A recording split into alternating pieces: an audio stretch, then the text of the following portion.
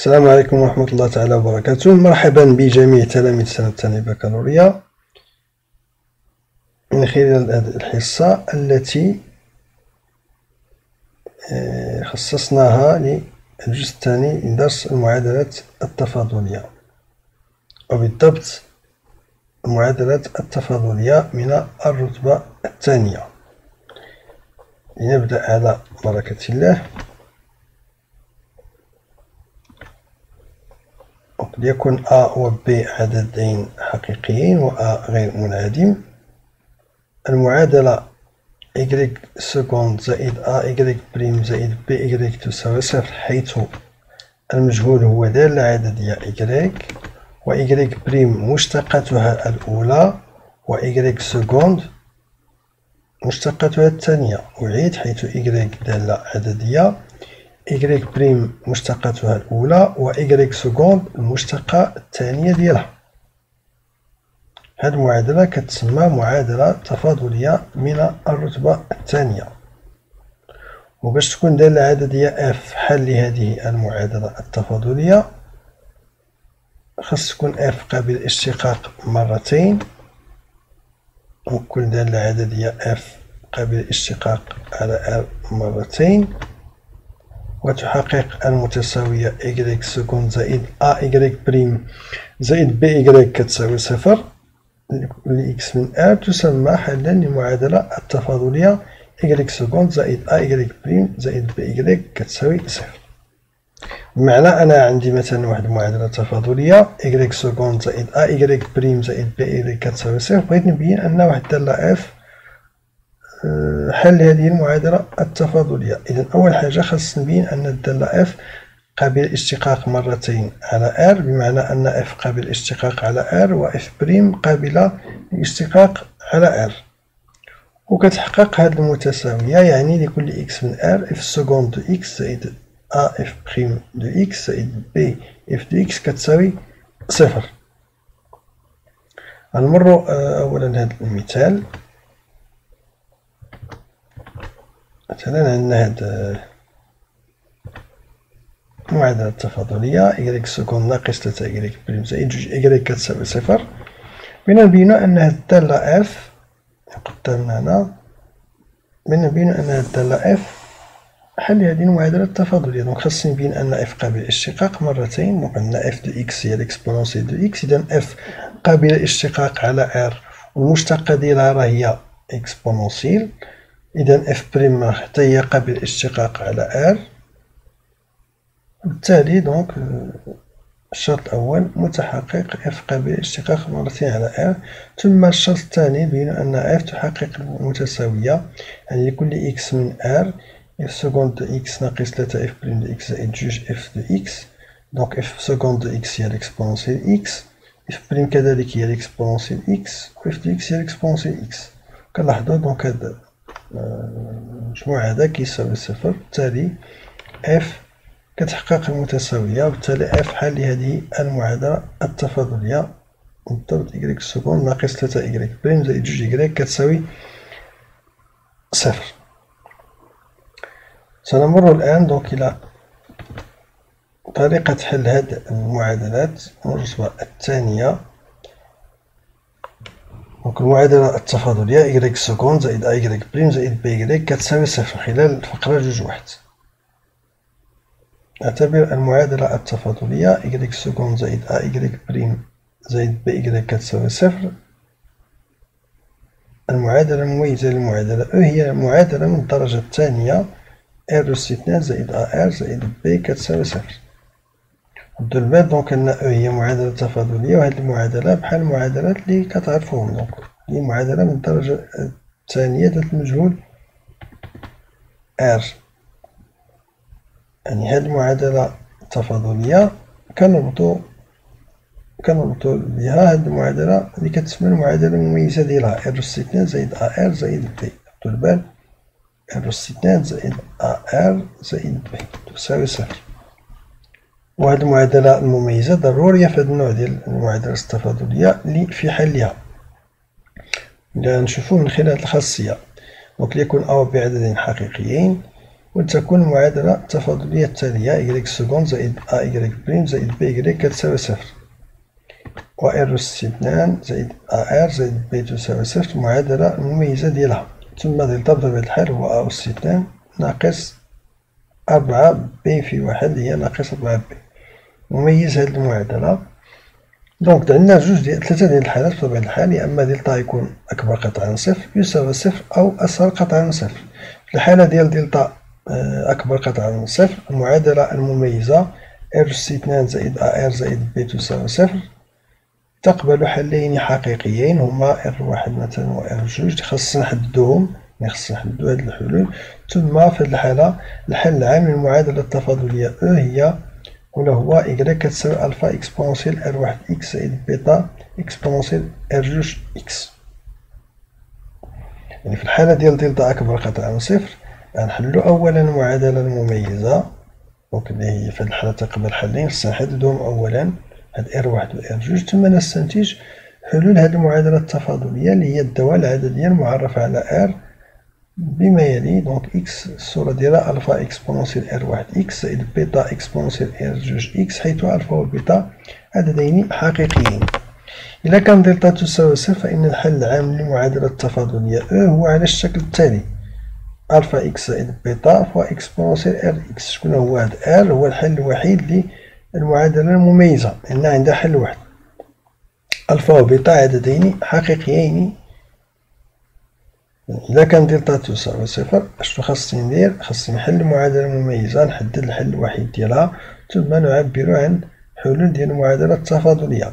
في هذه الحالة الحلول ديال المعادلة التفاضلية أعيد هي الدوال العددية المعرفة على R بما يلي: إكس كنعطيوها الصورة ديالها ألفا إكس زائد بيتا فوا إكسبونسيال إر دو إكس. إذا كان دلتا أصغر قطعا من صفر فإن المعادلة المميزة لها حلين عقديين مترافقين ومختلفين. إذا مثلا كنكتبو على هذا الشكل هذا: إر كتساوي بي زائد إي كيو. إذا كان دلتا أصغر قطعا من صفر فإن الحل العام للمعادلة التفاضلية في هذه الحالة هو إكغيك كتساوي إكسبونسيال بي إكس عامل ألفا إكسبونسيال كيو إكس زائد بيتا سينوس كيو إكس، حيث ألفا و بيتا عددين حقيقيين. هاد بي و كيو هما اللي كيبانو لينا في الحل ديال المعادلة المميزة. كنحتاجو غير أحد الحلول ديال المعادلة المميزة في هاد الحالة: إر كتساوي بي زائد إي كيو.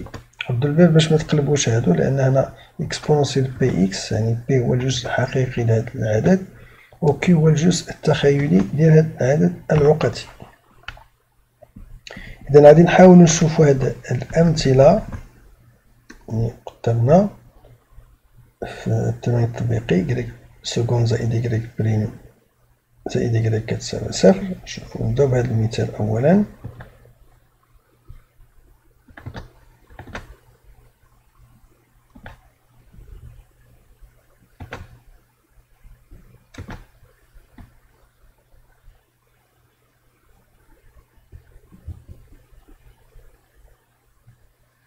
إكغيك سكوند زائد إكغيك بريم زائد إكغيك كتساوي صفر. المعادلة المميزة هي إر أس 2 زائد إر زائد واحد تساوي صفر. أول حاجة كما قلنا كنحددو المعادلة المميزة: إكغيك بريم إكغيك سكوند لا إكغيك بريم زائد واحد تساوي صفر. إذا أول حاجة دونك كنحددو المعادلة المميزة هي إر أس 2 زائد إر زائد واحد تساوي صفر. من بعد كنحسبو دلتا، دونك دلتا هي بي أس 2 ناقص 4 أس سي. دونك واحد دونك تعطينا واحد ناقص 4 في واحد يعني ناقص واحد ناقص 4 هي ناقص 3. إذا تلاحظوا أن دلتا أصغر قطعا من صفر. إذا المعادلة المميزة عندها حلين: غنحددوهم. دونك كاين عقدين مترافقين غادي نحتاجو غير لواحد الحل. دونك كاين ناقص واحد ناقص إي جبر دلتا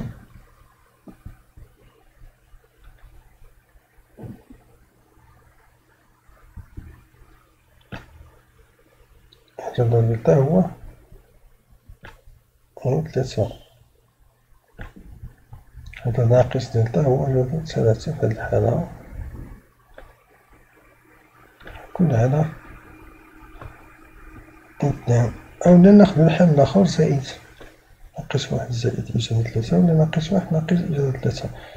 دونك غادي نحاول نكتبو على الشكل جبري،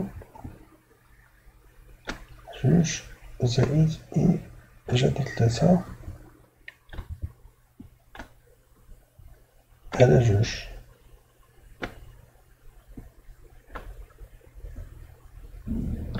أشنو هما الحلول ولا الحل العام؟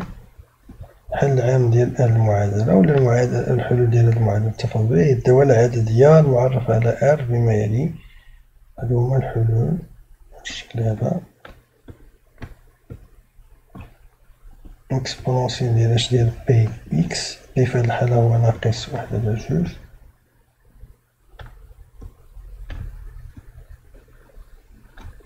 إكس عامل لكوسينوس ألفا كوسينوس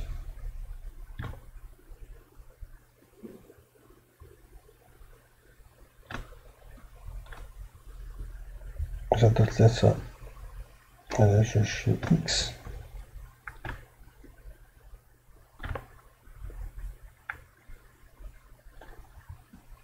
زائد بيتا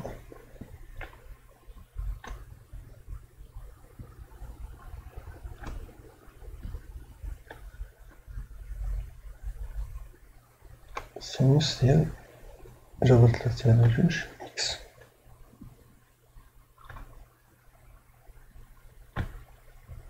جبر ثلاثة على جوج في إكس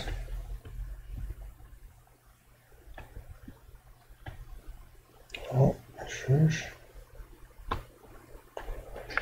دونك هذا هو الحل العام مع ألفا وبيتا بطبيعة الحال عددين حقيقيين كينتسميو ل R.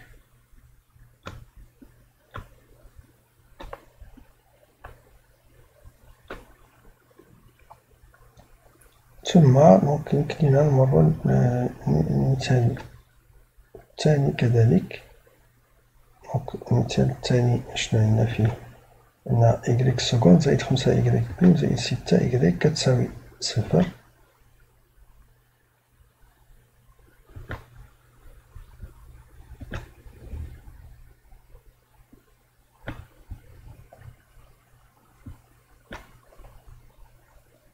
عندنا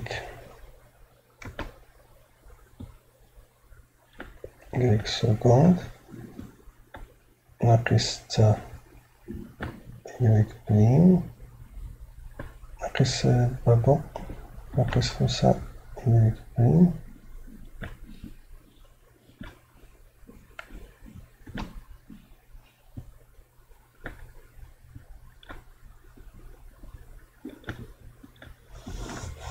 زائد ستة إكغيك كتساوي صفر. دونك هذا السؤال الأول مطلوب تحديد دائما الحل العام. دونك المعادلة المميزة في هذه الحالة اللي خصنا نحددوها هي الأولى ناقص خمسة إكغيك يعني هنا ناقص خمسة R زائد ستة إكغيك يعني هنا زائد ستة كتساوي صفر. ديال المعادلة المميزة نحسبو المميز ديالها. المميز ديالها دونك هي خمسة وستين ناقص ربعة في ستة في واحد يعني خمسة وعشرين ناقص ربعة وعشرين عطاتينا واحد. إذا بما أن دلتا أكبر قطعا من صفر فإن المعادلة المميزة تقبل حالين حقيقيين. دونك كاين واحد فيهم هو R واحد. شنو هو R واحد؟ ناقص B ناقص دلتا على جوج A، يعني أعطينا 5 ناقص واحد على جوج، 5 ناقص واحد 4 على جوج هي جوج. والحل الثاني غيكون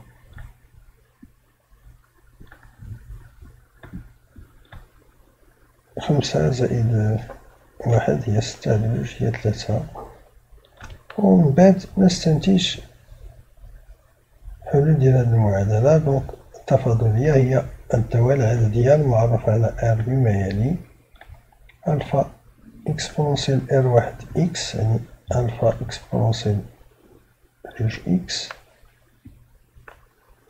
زائد بيتا إكسبونسيال 3 إكس، مع ألفا وبيتا ينتميان إلى R.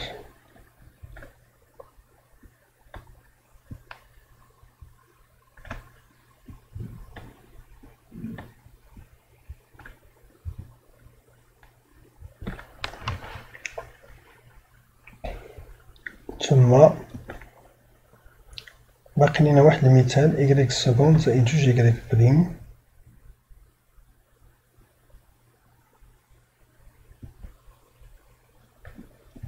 إكغيك سكوند زائد جوج إكغيك بريم زائد واحد إكغيك، يعني زائد إكغيك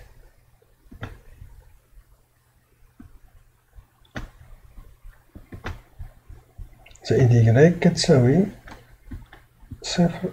المعادلة المميزة في هذه الحالة كذلك هي R أس 2 زائد جوج R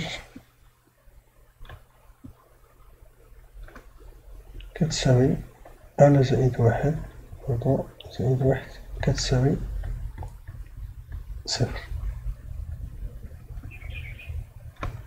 دونك المعادلة المميزة في هذه الحالة إلا حسبنا المميز دلتا غنلقاو المميز دلتا كيساوي دونك 4 أس 2 ناقص 4 في واحد هو صفر في هذه الحالة. إذا المعادلة المميزة عندها حل واحد هو R زيرو كيساوي ناقص B على جوج A، يعني يعطينا ناقص B على جوج، يعني ناقص جوج على جوج هي ناقص واحد. بالتالي دونك الحلول ديال هذه المعادلة التفاضلية هي الدوال العددية المعرفة بما يلي: إكس، دونك نعطيوها على حسب الصيغة اللي عندكم في الخاصية: ألفا إكس زائد بيتا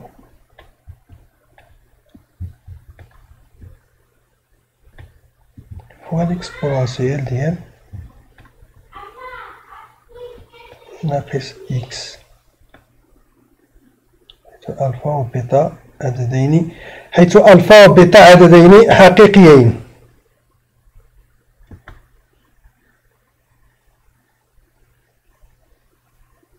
ثم سنرجع إلى باقي الخاصيات.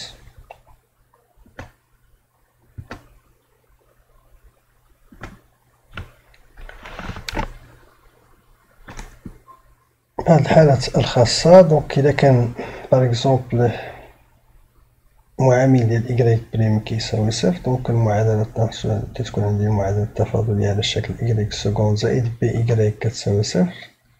دونك نعتبر المعادلة التفاضلية إكغيك بريم زائد بي إكغيك كتساوي صفر. إذا كان بي أكبر قطعا من صفر فإن الحل العام لهذه المعادلة التفاضلية، عفوا هنا إكغيك سكوند، أتونسيون هنا إكغيك سكوند وليس إكغيك بريم. كنلاحظ من خلال هذه الفقرة المعادلة التفاضلية إكغيك سكوند زائد بي إكغيك تساوي صفر. إذا كان بي أكبر قطعا من صفر فإن الحل العام للمعادلة التفاضلية هو y كتساوي ألفا كوسينوس أوميغا إكس زائد بيتا سينوس أوميغا إكس، حيث أوميغا هو جذر مربع بي، لأن إذا كان دلتا بي أكبر قطعا من صفر، المعادلة المميزة هي ار أس 2 زائد بي كتساوي صفر، كتكافئ أن ار أس 2 كتساوي ناقص بي، و في الحالة بي عدد موجب، دونك ناقص بي عدد سالب. إذن الحلول ديال هذه المعادلة المميزة كاين ناقص إي جذر بي وكاين إي جذر بي. بالتالي دونك الحلول ديال المعادلة التفاضلية هما إكغيك كتساوي ألفا كوسينوس أوميغا إكس زائد بيتا سينوس أوميغا إكس، لأن في هذه الحالة بي كيساوي صفر، بي كيساوي صفر و كي كيساوي جذر بي. وإلا كان بي أصغر قطعا من صفر فإن الحل العام للمعادلة التفاضلية هو إكغيك كتساوي ألفا إكسبونسيال أوميغا إكس زائد بيتا إكسبونسيال ناقص أوميغا إكس، حيث أوميغا كيساوي جذر ناقص بي.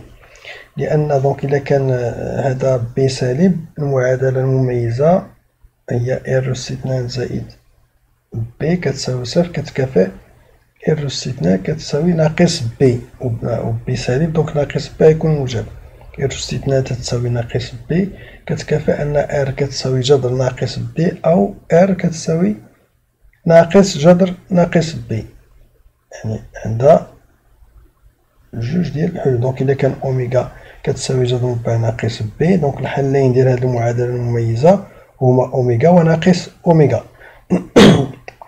بالتالي حسب الخاصية السابقة الحلول ديال هذه المعادلة التفاضلية هما ألفا إكسبونسيال ار واحد إكس زائد بيتا إكسبونسيال ار جوج إكس، ار واحد هي أوميغا، ار جوج هي ناقص أوميغا.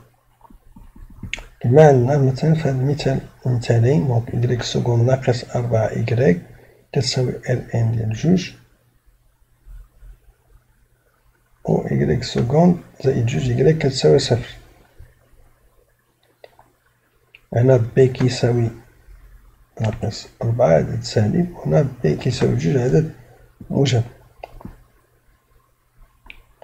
ثم إذا كان أ يساوي بي يساوي صفر فإن حل المعادلة التفاضلية هو دونك إكغيك كتساوي ألفا إكس زائد بيتا، لأن إلا غتولي المعادلة كتكافئ إكغيك سكوند كتساوي صفر، يعني إكغيك سكوند غتولي كتساوي صفر، يعني إكغيك بريم غتولي ثابتة، يعني إكغيك بريم غتولي ثابتة على شكل ألفا، وبالتالي دونك إكغيك بريم غتكون دالة أصلية ديال هاد ألفا هي ألفا إكس زائد بيتا. في الحالة ديال بي كتساوي صفر، في هاد الحالة فإن المعادلة التفاضلية تصبح على الشكل إكغيك سكوند زائد أ إكغيك بريم، واللي يمكن لينا نكتبو على الشكل هذا إكغيك بريم زائد أ إكغيك تو بريم تتساوي صفر، يعني إكغيك بريم زائد أ إكغيك المشتقة ديالها منعدمة بمعنى ثابتة، يعني إكغيك بريم زائد أ إكغيك غتكتب تساوي واحد الثابتة بي، أي أن حل المعادلة التفاضلية يؤول إلى حل معادلة تفاضلية من الرتبة الأولى، معنى أن إكغيك حل إذا كان إكغيك حل معادلة إكغيك سكون زائد أ إكغيك بريم تساوي صفر، يكافي أن إكغيك حل معادلة التفاضلية من الرتبة الأولى إكغيك بريم زائد أ إكغيك كتساوي بي. و أتمنى الاستفادة من الجميع حين هذا الفيديو. يبقى لينا دونك يبقى لكم دونك نتوما تشوفوا التمارين التطبيقية. شنو كنقصدو بهاد النظمات؟